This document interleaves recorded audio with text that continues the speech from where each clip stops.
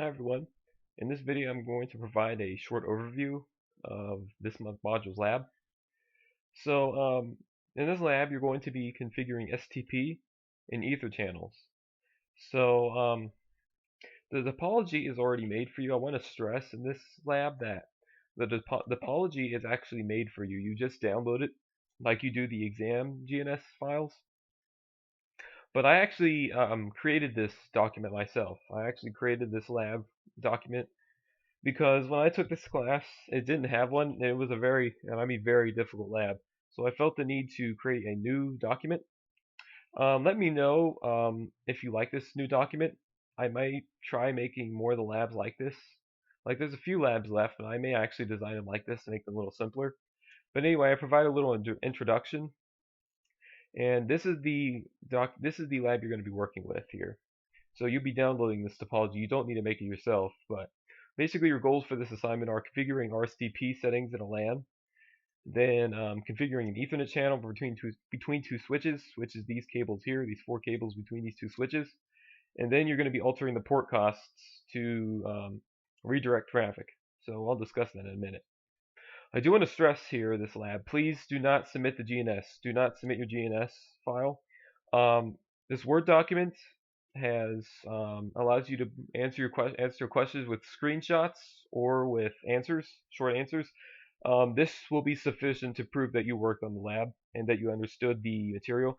Please do not submit the GNS because it's very difficult to grade this. It's very difficult and time consuming to actually grade STP. So screenshots will be sufficient for this lab. So downloading GNS will be similar to the exams as I said. You just log into your virtual machine, you open up a terminal, and you type this command here. No password. You just start GNS then, and you'll find this in your like projects library tag. So that'll be all there is to that. I can actually probably demonstrate that here. This is the lab, but let me close it out. So there's a bunch of instructions on the top. That's actually all we received when I did this class. Back in basically last year, I think. But anyway, once you download the project, click this little project library here, and then this is the lab you want to press, CIT 247 STP lab. So then you'll open that, and then you can begin working on the lab. So basically, the first thing you're going to want to do is configure access ports, access interfaces for these ports here. To do that, you can actually go back to the module 3 command guide. It'll have all the commands you need for some of this stuff. Like you'll need to set up trunking ports and access interfaces. You can go back to the module 3 command guide for a review if you need. But also I have some questions for you all to answer. And then once you set up RSTP, so notice here right here, there's a screenshot. Basically all you do is press enter a couple times and then just paste a screenshot with like a snipping tool or something like that. You can actually use like Windows snipping tool, or actually Linux I think has one as well, a screenshot tool. So if you go here, I think if you type, what button is it now? I think this. Yeah, if you type this little icon here, and you type screenshot, I believe, or snip. Let me see what it is. Let's see, I think screenshot tool is it. So you have a screenshot tool that's shaped like a camera, and you can select an area to grab. So like this, it's just like the snipping tool. And just like that, you have a snapshot of your terminal. You can save it somewhere in your desktop here, and or copy it to your clipboard if you're working with your VM.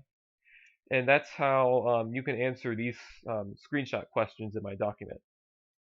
Now, one thing to note, once you set up the Ether channel, you'll receive a new interface, P01.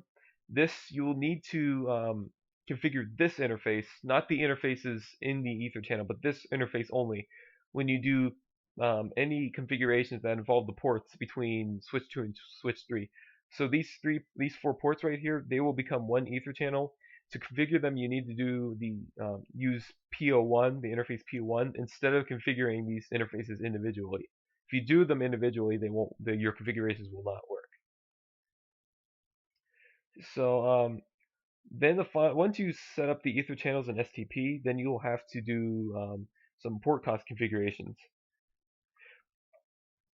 So the reason why we're doing that is if you look at this diagram here, as IOU1 is set to be root switch, IOU2 and IOU3 will automatically have root ports configured to IOU1. That means when PC1 contacts PC2, that communication will go up to IOU1 and go back and go through IOU3 to PC2. That is not a good thing because we're setting up this ether channel here. So the purpose of this ether channel is to improve performance, like it's really fast. But if we're using with STP, if we're having the port costs set up the way they're going to be set up typically, this ether channel will be blocked and it'll be unused, and that's really bad because that basically is wasting these cables in this superior performance we're receiving from them. So to fix this, you basically need to configure port costs. The way you do that is, if you look at my command guide, use just a simple command. Go into configuration mode, VLAN OBVLAN1 after the spanning tree command, and then you put a cost. So basically, that's really all there is to this. Let me see here. So basically, the goal here, as you see in this diagram, is to set the port cost in a way that for IU3 or IU2, the the cost between or the cost for a direct connection between IU1 and one of these non-root switches will be lower than the let me see, actually here.